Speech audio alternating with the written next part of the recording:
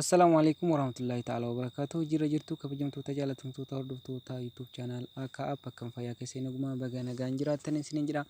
Nageenyi kiyya kan kabajaa kan jaalaa bakka isin jirtan maratti isin bira naaf geessu isiniin jira. Egaa kabajamtoota jaalatamtoota keenya arralee deebiitiin dhufeetiin jira. Arrama wanti hin dhufeen jechuudha keessaafuu warra Dubaayii jechuudha. Imoon nu dalagaan jiru kan jedhamu baay'ee jiran jechuudha. Imoon nam tokko dideera jechuudha. Appilikeeshinii adda addaa VPN erginaan illee tokko ni dalagaa tokko immoo dalaguu dideera jechuudha. Akkasuma kanaan wal qabatee aappii haaraa bareeda tokko qabadhee isiniif dhiyaadheera biyya fedhetti ni bilbila jechuudha. Egaa aappii kana ጓደኛ keessa yookaan namatti bilbiluu barbaaddan buufachiiftanii lakkoofsuma keessaniin banattanii jechuudha itti fayyadamuudha kan isin dandeessanu. Egaa kabajamtoota jaallattoota keenya haga xumura sagantaa keenyaatti akkan waliin turtan kabajaa isin gaafanna. Sana garuu YouTube channel keenya warreen argin jechuudha gara YouTube channel keenya warri dhuftan anaa dhufu baga nagaan dhuftanii YouTube keessan galtanii AK app yookaan akka app itti bireetanii sana booda isa yeroo jalqabaa kanaaf isiniif dhufu jechuudha. Subscribe akkanatti gootanii mallattoo notification akka cuqaastanii al ka'ettu kanarra buuftan jechuudha. Gara barnoota keenyaarraa kanatti dabarfanna. Egaa aappii irraa kan argattan jechuudha. Play Store keessan keessadha kan isin seentan jechuudha. Play Store keessan keessa erga seentanii MAAII yookaan akka afaan Oromootti MAAII jettanii numaan isiniif ba'a jechuudha. Free call and message ka jedhu kana isa kana install gootan jechuudha. Anamma buufadheetiin waan hin jiruuf linkii isaallee descriptionii YouTube haara viidiyoon gadhiisu jala isiniif kaa'uu nan danda'a jechuudha. Amma waggaatti seentan haala kanaan isiniif baasa. Erga haala kanaan isiniif baase jechuudha. Sana booda agrii ka jettu kun gara gadiitti ni argamti. Isee sana cuqaastan jechuudha. Sana booda gara gadiitti ammas continue ka jettu ni jirti. Sana cuqaastan jechuudha. Amma eeyyaman isin gaatu kana ni allowutti gootan jechuudha. Eeyyaman mallee ittuma gootanii. Sana booda ammallee haala kanaan isiniif baaseetiin jira. Maqaa keessan ofumaan irra isinii baasaa yoo barbaaddan jijjiirachuu ni dandeessanii. Kun awwal kadir app jedheetiin jira. Waan emailii kiyya irratti hidhamee jiruuf akkanatti na baasee keessanillee isiniif baasuu danda'a jechuudha. Yoo barbaaddan maqaa jijjiirachuu ni dandeessanii yookaan immoo lakkoofsa keessan itti naqattan jechuudha. Wanti asirratti isinii galuu qabu lakkoofsa biyya keessanii sana amma fakkeenyaaf kasuudii duwwaa 966 jedheeraami.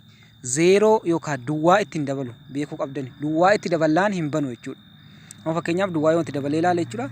Duwwaa 5 sagal 8 6 3 40 yoo itti naqee akkanatti naqee jechuudha naaf hin banu jechuudha. Kunoo akkanatti naaf hin banu jechuudha. Naaf hin banu duwwaa ishee kana itti naqinaa dogongortanii duwwaa itti naqinaa jechuudha. Yoo koodii Dubaayii ta'es duwwaa 971 jettanii naqattan malee duwwaan galchitan jechuudha isiniif hin banamu. Egaa akkanatti itti galchitanii kaatanii okay ka jettu kun ni jirti. Okay ammallee okay jettan jechuudha. Sana booda confirm kayettu kan cuqaastanii achi booda miseejii eeggattan jechuudha.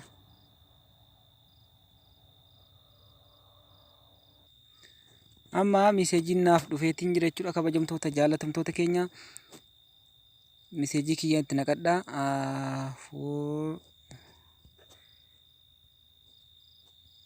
Sorry.